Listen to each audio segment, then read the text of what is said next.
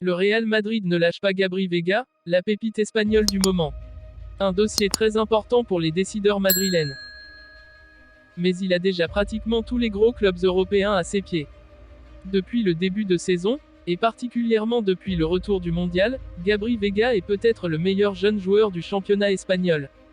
Ou du moins, un des tous meilleurs, et ça, il n'y a pas de discussion possible.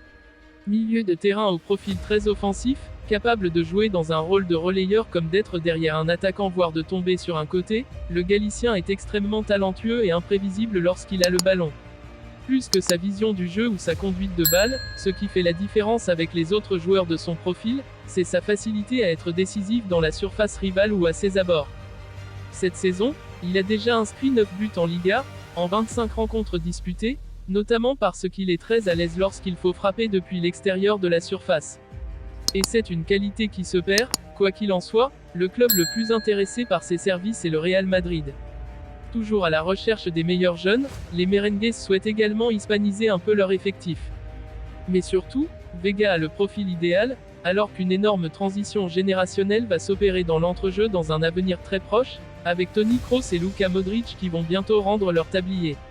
De quoi compléter un entrejeu où on retrouve déjà Tchouaméni, Camavinga, Ceballos et Valverde, bien que ce dernier soit souvent utilisé sur un côté. En plus de Jude Bellingham, que les merengues espèrent toujours recruter.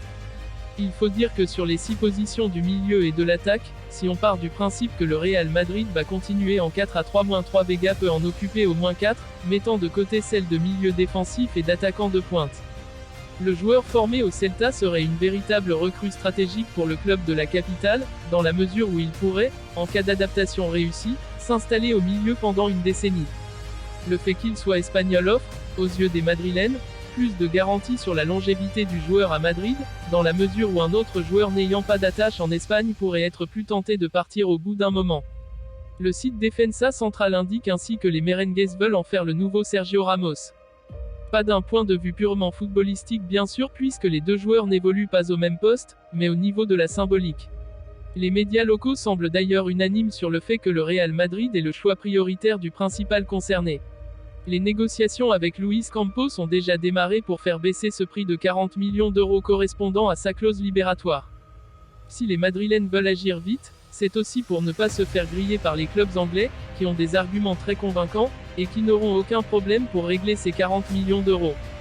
Arsenal et Manchester City se seraient ainsi déjà manifestés, alors que le président Carlos Mourinho a expliqué que 4 des clubs du top 10 anglais ont pris des informations.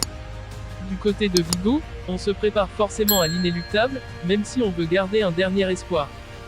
Je conseille à Gabri de rester au moins une saison de plus. La saison prochaine, c'est celle du centenaire du Celta, et j'aimerais que Gabri continue avec nous. Ensuite, il pourra choisir où jouer, son potentiel est fantastique. Je sais que de très grands clubs le suivent, mais il a 20 ans, et tout le temps devant lui, a lancé pendant le stage de la sélection espagnole son coéquipier Iago Aspas, qui sait bien que l'herbe n'est pas toujours plus verte loin de Balaído. Rendez-vous cet été.